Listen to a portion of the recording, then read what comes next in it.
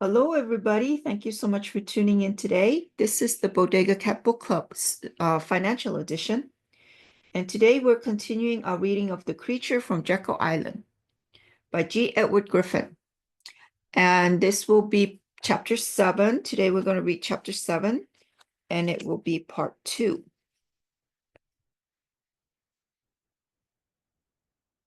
Okay. All right. I'm going to move the camera in a little bit. If you guys have a book, you guys can follow along with your book. If not, you can just follow along with us here on the screen. Okay. All right. Natural law number 1. The amazing stability of gold as a measure of value is simply the result of human nature reacting to the forces of supply and demand. The process, therefore, may be stated as a natural law of human behavior. When gold or silver is used as money, and when the forces of supply and demand are not thwarted by government intervention, the amount of new metal added to the money supply will always be closely proportional to the expanding services and goods which can be purchased with it. Long-term stability of prices is the dependable result of these forces. This process is automatic and impartial. Any attempt by politicians to intervene will destroy the benefit for all. Therefore, long-term price stability is possible only when the money supply is based upon the gold or silver supply without government interference. Government always mucks things up, doesn't it? Oh gosh, whatever they touch turns to blob.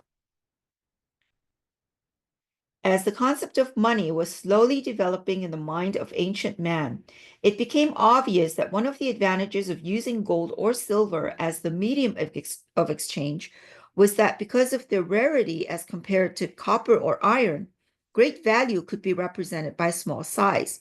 Tiny ingots could be carried in a pouch or fastened to a belt for ease of transportation. And of course, they could be more readily hidden for safekeeping. Goldsmiths then began to fashion them into round discs and to put their stamps on them to attest to purity and weight. In this way, the world's first coins began to make their appearance. It is believed that the first precious metal coins were minted by the Lydians in Asia Minor, now northwest Turkey, in about 600 BC. The Chinese used gold cubes as early as 2100 BC, but it wasn't until the kings stepped into the picture that true coinage became a reality. It was only when the state certified the tiny discs that they became widely accepted, and it is to the Greeks more than anyone that we owe this development. Grosclose describes the result. It's a funny name, Grosclose. These light-shining discs, adorned with curious new emblems and a variety of vigorous, striking images, made a deep impression on both Greek and barbarian. And to the more practical-minded, the abundance of uniform pieces of metal, each of a standard weight, certified by the authority of the state, meant a release from the cumbersomeness of barter and new and dazzling opportunities in every direction. All classes of men succumbed to money, and those who had formerly been content to produce only for their needs and the necessities of the household found themselves going to the marketplace with their handicraft or the fruits of their toil to exchange them for the coins they might obtain. And that was from Grosclose, Money and Man, page 13. Expanding the money supply by coin clipping. From the very beginning, the desire for a larger money supply led to practices which were destructive to the economy. Unscrupulous merchants began to shave off a tiny portion of each coin they handled, a process known as coin clipping, and then having the shavings melted down into new coins. Before long, the king's treasury began to do the same thing to the coins it received in taxes. In this way, the money supply was increased, but the supply of gold was not. The result was exactly what we now know always happens when the money supply is artificially expanded. there was inflation. Whereas one coin previously would buy 12 sheep, now it would only be accepted for 10. The total amount of gold needed for 12 sheep never really changed. It's just that everyone knew that one coin no longer contained it. As governments became more brazen in their debasement of the currency, even to the extent of diluting the gold or silver content, the population adapted quite well by simply discounting the new coins. That is to say, they accepted them at a realistic value, which was lower than what the government had intended. This was, as always, reflected in the general rise in prices quoted in terms of those coins. Real prices in terms of labor or other goods or even of gold itself remained unchanged. Governments do not like to be thwarted in their plans to exploit their subjects, so a way had to be found to force people to accept these slugs as real money. This led to the first legal tender laws. By royal decree, the coin of the realm was declared legal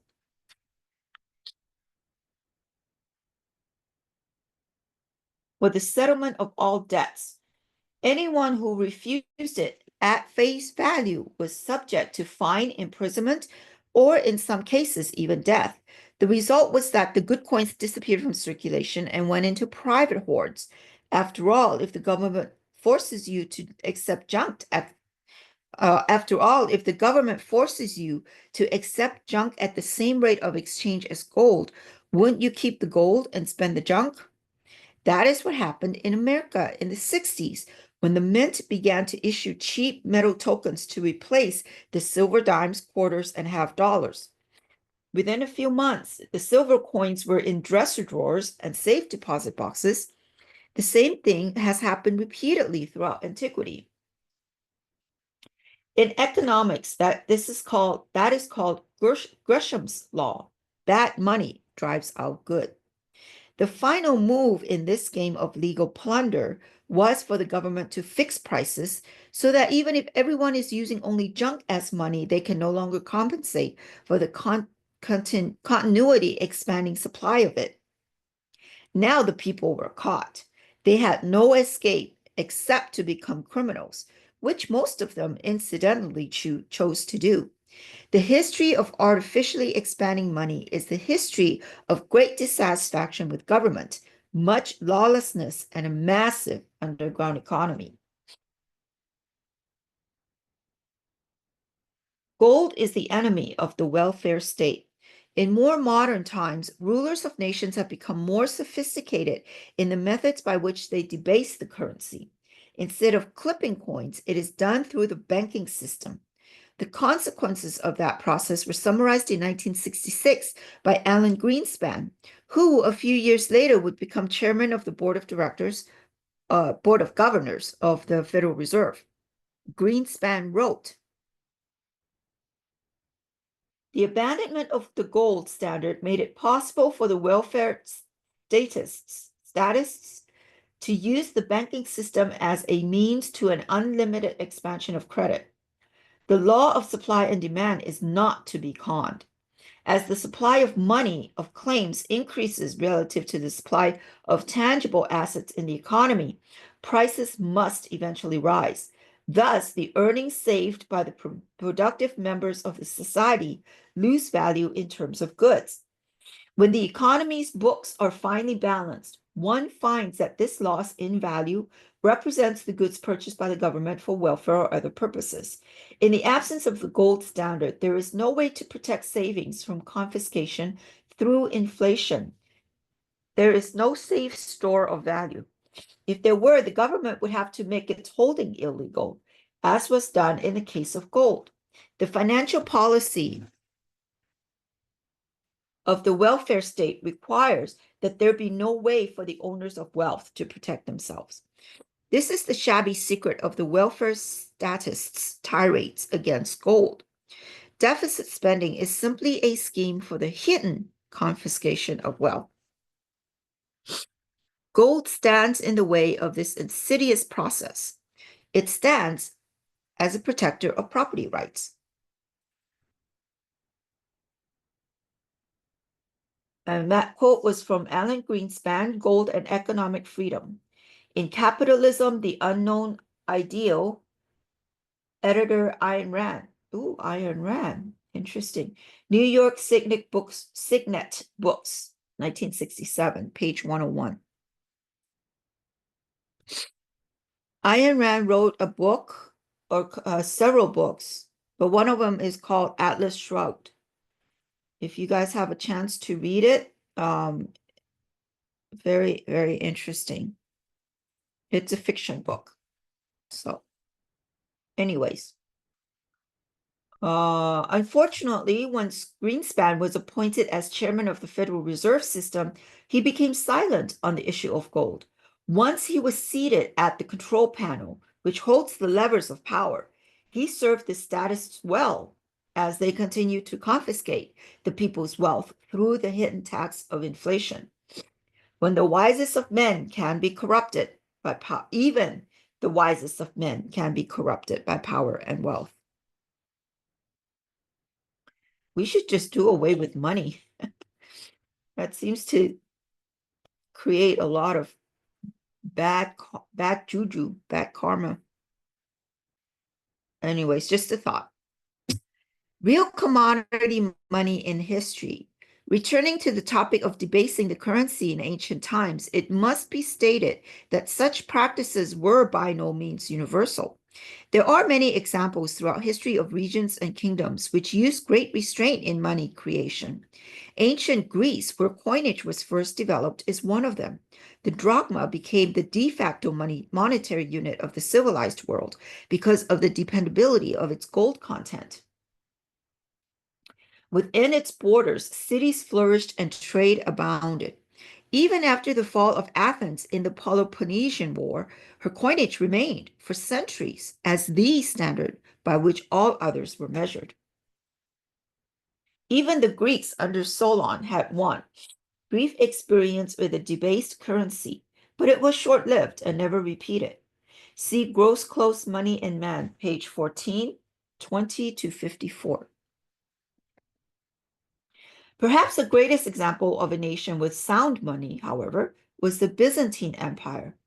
Building on the sound monetary tradition of Greece, the Emperor Constantine ordered the creation of a new gold piece called the solidus and a silver piece called the milliarents.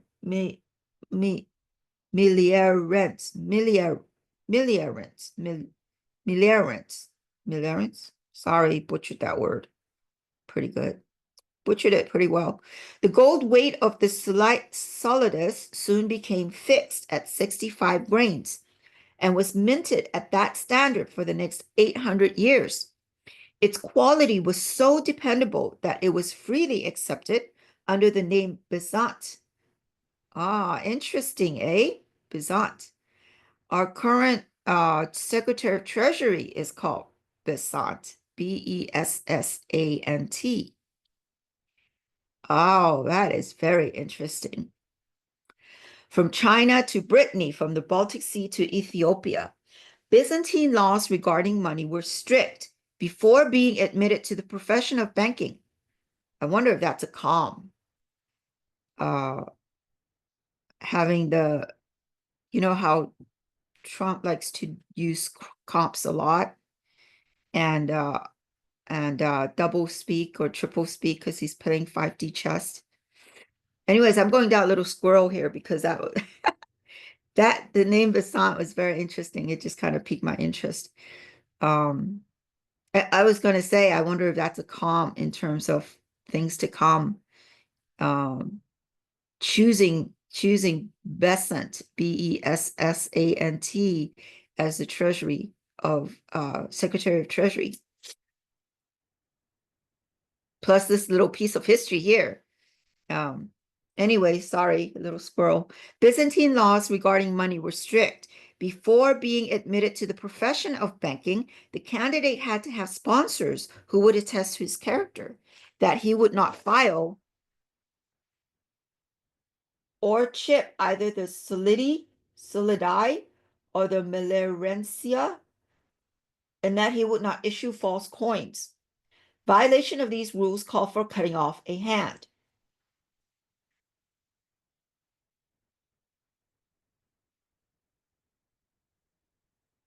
Oh boy, this is French. I'm not even going to attempt that, even though I love French very much.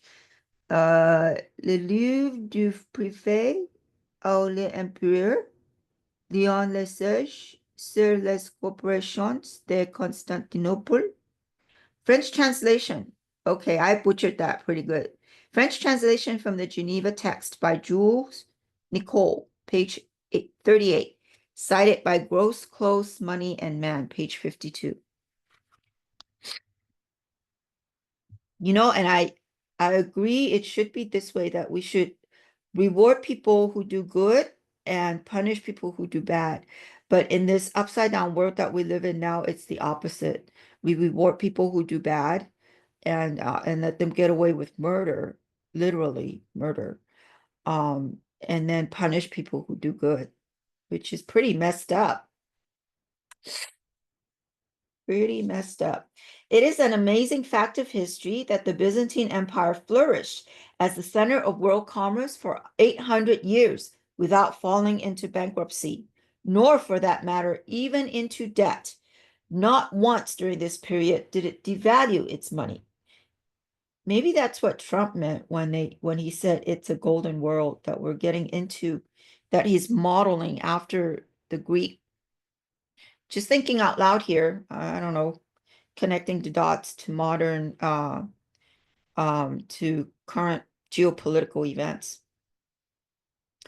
Neither the ancient nor the modern world, says Heinrich Gelzer, can offer a complete parallel to this phenomenon. This prodigious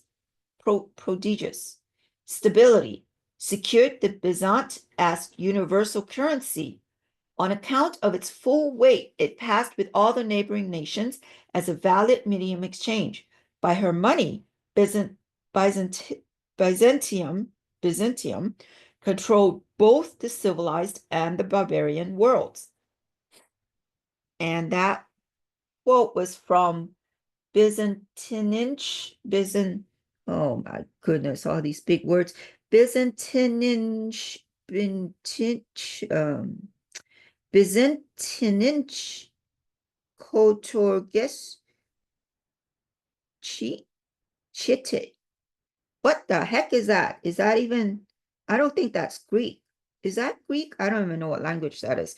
Tübingen, 1909. Okay, page 78, as quoted by Gross, Clothes, Money, and Man, page 54. Holy smokes. Okay. Bad commodity money in history. The experience of the Romans was quite different. Basically, a militaristic people, they had little patience for the niceties of monetary restraint. Especially in the later empire, debasement of the coinage became a deliberate state policy. Every imaginable means for plundering the people was devised. In addition to taxation, coins were clipped, reduced, diluted, and plated. Favored groups were given franchises for state-endorsed monopolies, the origin of our present-day corporation.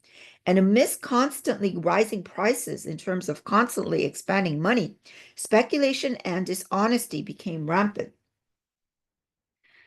Our current monetary situation is just a, what do you call it? A extension of the Roman Empire, isn't it? So the Roman Empire never really died. It just revolved. It just turned into something different, gave it another name, another face, another disguise, isn't it? By the year 301 AD, mutiny was developing in the army. Remote regions were displaying disloyalty. The treasury was empty, agriculture depressed, and trade almost at a standstill. It was then that Diocletian issued his famous price-fixing proclamation as the last measure of a desperate emperor. Price-fixing proclamation. Wasn't that what Kamala Harris tried to do in her last campaign? We were struck by the similarity to such proclamations in our own time. Most of the chaos can be traced directly to government policy. Yet, the politicians point the accusing finger at everyone else for their greed and disregard for the common good. Diocletian declared, Who is of so hardened a heart and so untouched by a feeling of humanity that he can be unaware, nay, that he has not noticed, that in the sale of wares which are exchanged in the market or dealt with in the daily business of the cities, an exorbitant tendency in prices has spread to such an extent that the unbridled desire of plundering is held in check, neither by abundance nor the seasons of plenty. Inasmuch as there is seen only a mad desire without control to pay no heed to the needs of the many, it seems good to us as we look into the future, to us who are the fathers of the people, that justice intervene to settle matters impartially. And that quote was from, as quoted by Gross Close, Money and Man, page 43 and 44. What followed was an incredibly detailed list of mandated prices for everything from a serving of beer or a bunch of watercress to a lawyer's fee and a bar of gold. The result? Conditions became even worse, and the royal decree was rescinded 5 years later. It doesn't serve people to, just a side note here, it doesn't serve people to restrict and constrict, because human beings are, uh, we're free flowing, we can't be restricted. We don't like to be restricted. We're allowed, when we're left to our own, devices, we thrive and we grow and we I don't know what I wanted to say. I know what I wanted to say. I just can't put it out in words. Sorry. We're not meant to be restricted. We're meant to be freed. I think that's what I'm trying to say. I hope that makes sense. The Roman Empire never recovered from the crisis. By the 4th century, all coins were weighed and the economy was slipping back into barter again. By the 17th century, the weights themselves had been so frequently changed that it was no longer possible to effect an exchange in money at all. For all practical purposes, money became extinct and the Roman Empire was no more. Receipt money. When the new civilizations rose from the ruins of Rome, they reclaimed the lost discovery of money and used it to great advantage. The innovation was truly a giant step forward for mankind, but there were many problems yet to be solved, and much experimentation lay ahead. The development of paper money was a case in point. When a man accumulated more coins than he required for daily purchases, he needed a safe place to store them.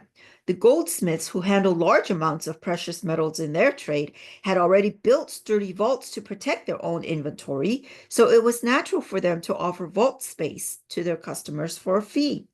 The goldsmith would be trusted to guard the coins well because he would be guarding his own wealth. He also would be guarding his own wealth.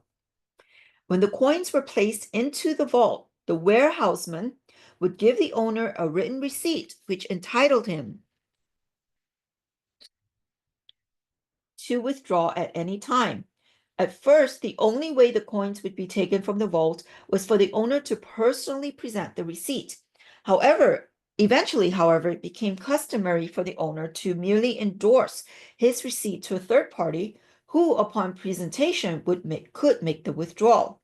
These endorsed receipts were the forerunners of today's checks. The final stage in this development was the custom of issuing not just one receipt for the entire deposit, but a series of smaller receipts, adding up to the same total and each having printed across the top, pay to the bearer on demand. As the population learned from experience that these paper receipts were truly backed by good coin in the goldsmith's warehouse, and that the coin really would be given out in exchange for the receipts, it became increasingly common to use the paper instead of the coin. Thus, receipt money came into existence.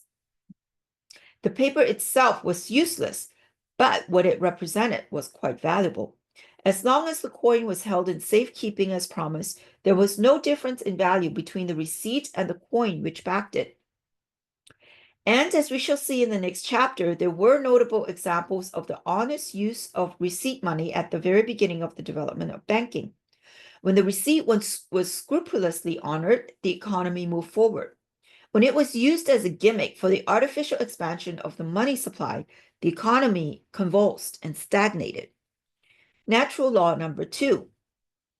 This is not a textbook on the history of money, so we cannot afford the luxury of lingering among the fascinating details. For our purposes, it is sufficient to recognize that human behavior in these matters is predictable. And because of that predictability, it is possible to formulate another principle that is so universal that it too may be considered a natural law. Drawing from the vast experience of this early period, it can be stated as follows. Lesson: whenever government sets out to manipulate the money supply, regardless of the intelligence of good intentions of those who attempt to direct the process, the result is inflation, economic chaos, and political upheaval. By contrast, whenever government is limited in its monetary power to only the maintenance of honest weights and measures of precious metals, the result is price stability, economic prosperity, and political tranquility. Therefore, law: for a nation to enjoy economic prosperity and political tranquility, the monetary power and its politicians might be limited solely to the maintenance of honest weights and measures of precious metals. As we shall see in the following chapters, the centuries of monetary upheaval that followed that early period contain no evidence that this law has been repealed by modern man. Some people ask me, because I'm kind of into gold and silver, sort of, and they would ask me, some people would say, like my partner, for example, well, you can't eat money, you can't eat gold and silver, and I was thinking, gold and silver is like real estate. Real estate is the collateral for an IOU, right? You have a promise to pay. If you don't pay, the bank or your lender takes away your property, which is the collateral. In gold, I see gold and silver the same way. Yeah, you can't eat it. You can't buy, you can't go to McDonald's and buy a Big Mac with a silver coin or something like that. But it is collateral. If the monetary system, the fiat system collapses, the gold becomes the collateral. That's the way I see it. I don't know if that's a good analogy, but that his question gave me a lot of thought about that. But anyways, if you have the ability, yeah, buy some gold and silver. Not as an investment, as a store of wealth. You don't ever want to you don't want to plan to use it, but it will save. I mean, it saved my business when I was taking care of my mom, and I needed money to pay her caregivers. And really, the gold and silver that we had in our family, um, I had to sell some of it to pay the salary. Anyways, that was my little gold story. Summary: knowledge of the nature of money is essential to an understanding of the Federal Reserve. Contrary to common belief, the topic is neither mysterious nor complicated. For the purposes of this study, money is defined as anything which is accepted as a medium of exchange. So in that definition, money can be anything, right? I can exchange my services. I can volunteer my services or my time for a nice warm meal or dinner, right? Uh, or, some kind of a bartering system is also a medium of exchange. Building on that, we find there are 4 kinds of money. commodity, receipt, fiat, and fractional. Precious metals were the first commodity money to appear in history, and ever since have been proven by actual experience to be the only reliable base for an honest monetary system. Gold, as the basis of money, can take several forms: bullion, coins, and fully backed paper receipts. Man has been plagued throughout history with the false theory that the quantity of money is important. Yeah, that's not true. It's actually the quality of money.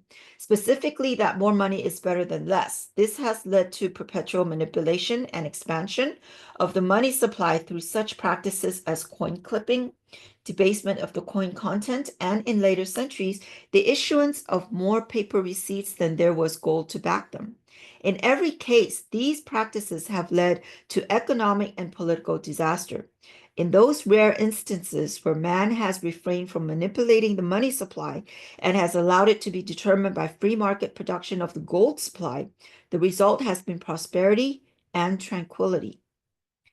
End of chapter 7.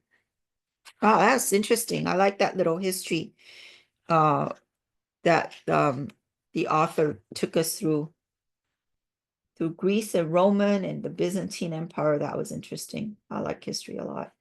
Anyways, I hope you enjoyed that, and we will continue our reading next week. In the meantime, I hope you guys all have a great day. Okay, bye-bye now.